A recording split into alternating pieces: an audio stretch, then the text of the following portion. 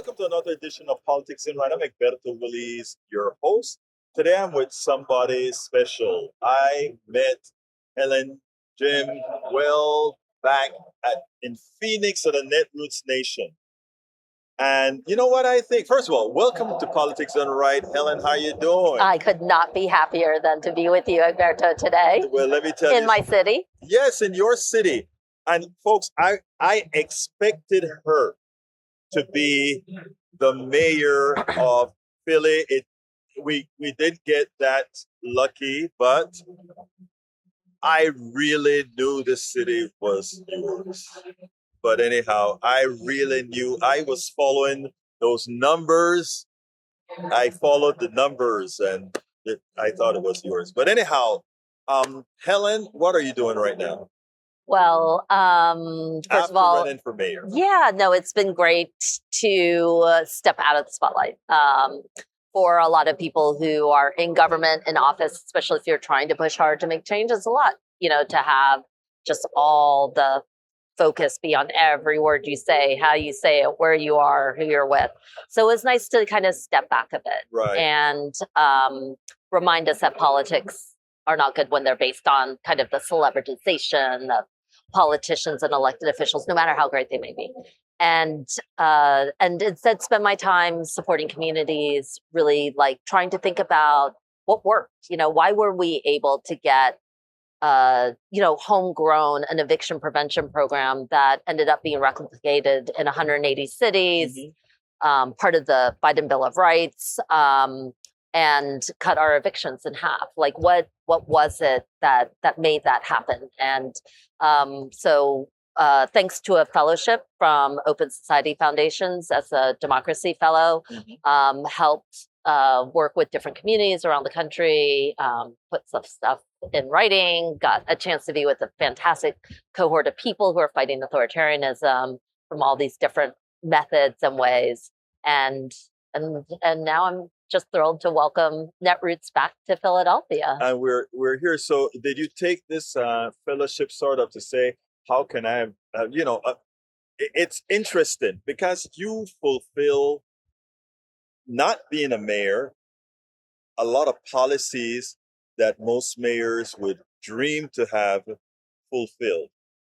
Not being the mayor, and one would assume that enough people would have seen your success in pushing these policies that were successful and elected you as opposed to someone else. That said, did you pretty much go to this conference to learn that it's not enough to be good at what you did, what you accomplished, but there's also some games that you have to learn to play? Yeah, I mean, this is obviously a profoundly important time in our country and everybody's lives.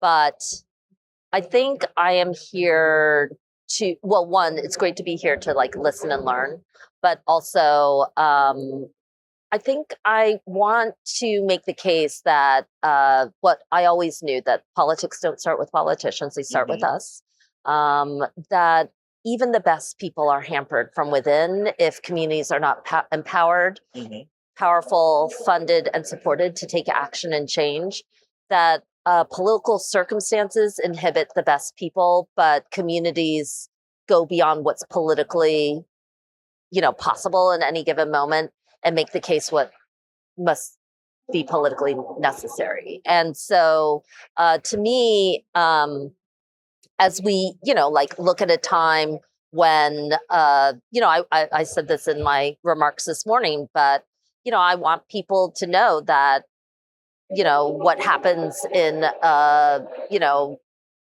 South Colleton County, I think in South Carolina, Colleton County with the Black residents there shutting down an AI data center matters more than a freaking Senate speech where, you got a senator saying everything that they can't do on this issue. It matters more to have, Larry Krasner be elected as a third term as district attorney than it does to watch, Todd Blanche as Attorney General effectively legislating. It's not even just that it's closer.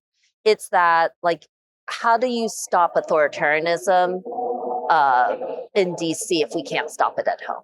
And like, actually, the things that stop authoritarianism is not power. Power doesn't like, power butts up against power, but it's the I think Zoran said it really well. Zoran Mamdani, Mayor Mamdani, said it really well by dismantling the tools that made authoritarians that gave authoritarians their so power true, anyway. isn't it? And that happens at home. Like Right. it is painful for me to watch as a city of Philadelphia sits on an unimaginable $1 billion surplus. And then 2 weeks ago closed 17 schools, and then have a school district announce that they want more than $50 million in budget cuts in a classroom. That's obscene.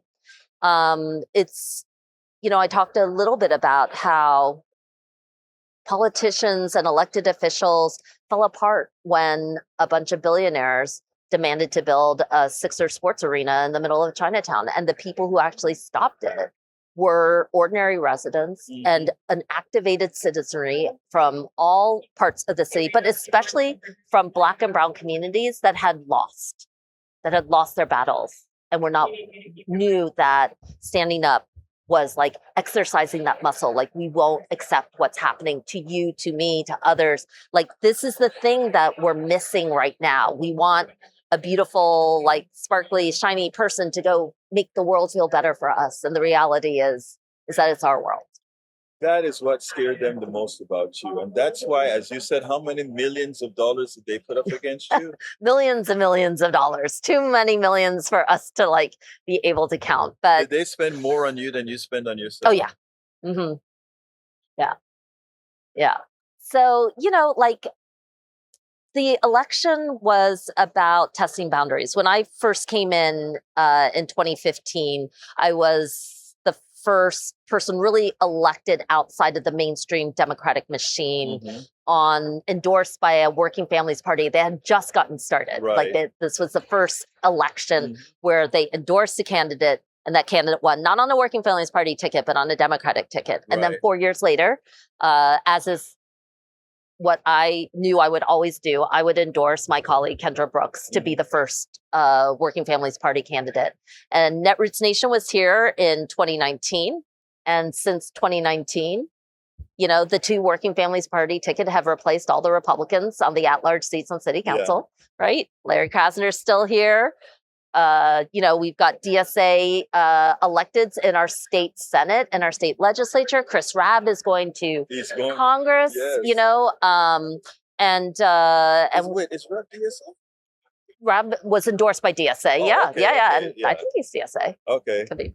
And we will have our eye on a certain Senate seat in 2028. I wonder which Senate seat is that. Yeah, Would you that don't be have to wonder. Somebody that's quite tall and large. It's somebody who has left their values behind. And you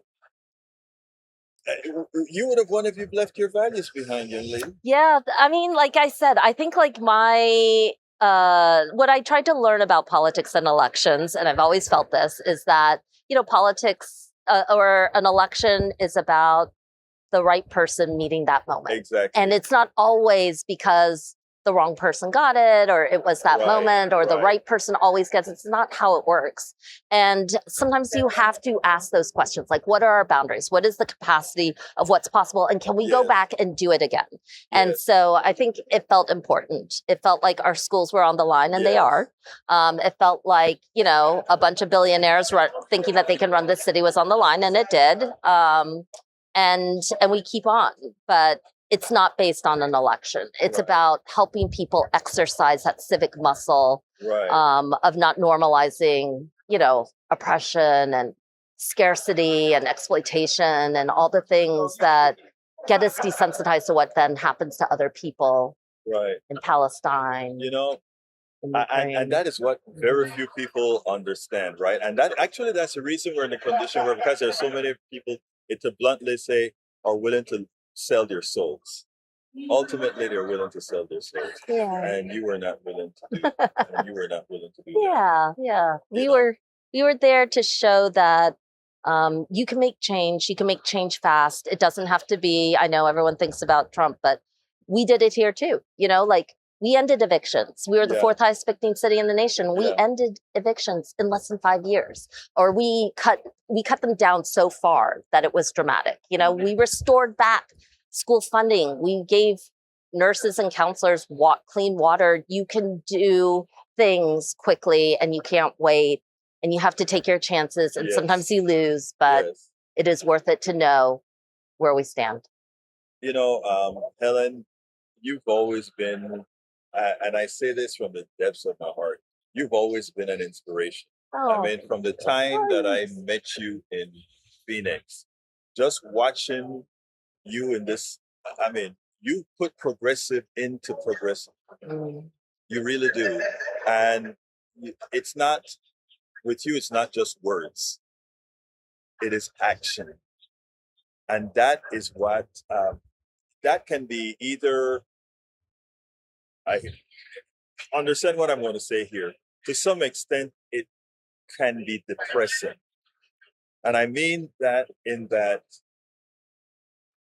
at the time that you ran, given your record, given not just the activism, but what you wanted to put to the city, corporations versus the people, schools, etc., it's something that would have done the city well.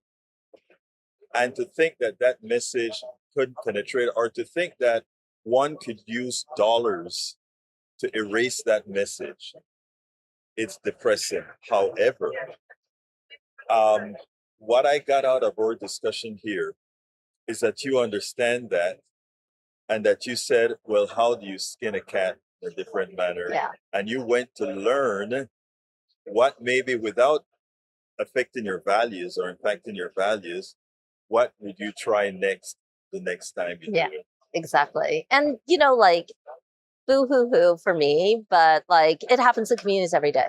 Yes. And the thing that I want to think about is that that paralysis, that fear, that depression that kind of sinks in, um, is like the thing that we also need to overcome, because Yes. this dismantling of the horrible things that our country that are being done in our nation's name, Right. or that communities are doing to one another, you know, is obscene and it's harmful, and we have to be able to rise up stronger. And I always think, like, you know, like when things were at their worst with us in like the schools battles, when they Mhm. closed like 24 public schools in a single 2-hour meeting without a second thought to what would happen Right. to tens of thousands of school children.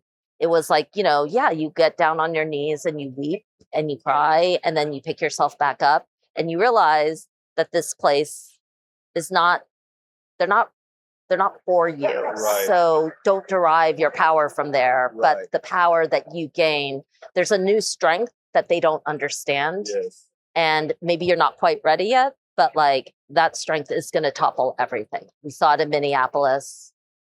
We see it in like young people who took on unimaginable consequences to speak out Yes. on Palestine. And it's changed opinion. It can change the world. And that's really where power is. So.